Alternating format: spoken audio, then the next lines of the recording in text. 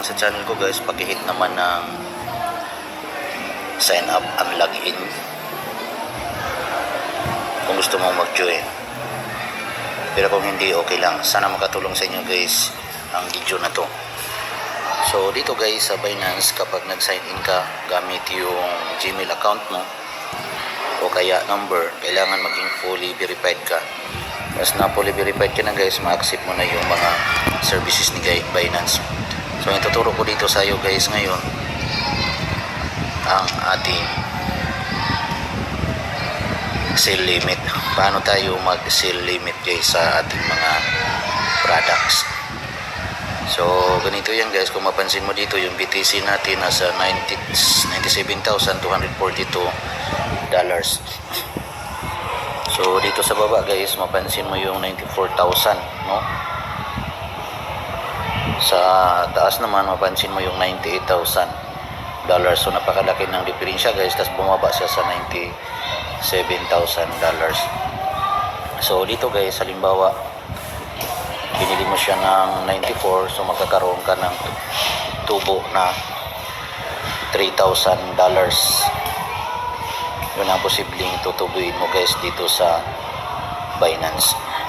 So tingnan natin guys kung kailan nangyari itong $94,000. So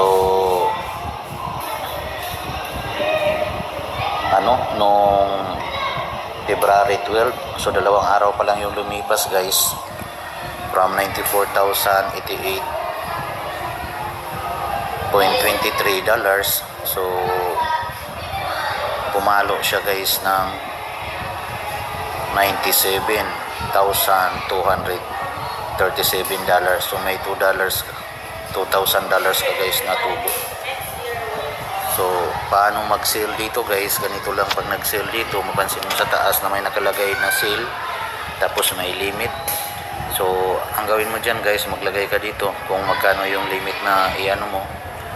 Halimbawa na lang guys, ang halaga ng natin ay $97,237.43. So gawin mo halimbawa $98,999.99. So ganyan guys, pag naglagay ka ng sale limit, no? So i-move mo lang to guys, yung cursor na to, i-move mo lang siya dyan, 100% mo lang siya. Yan. So pag once ma-reach na guys ng graph yung 98,999.99, masisale mo na yan guys, no?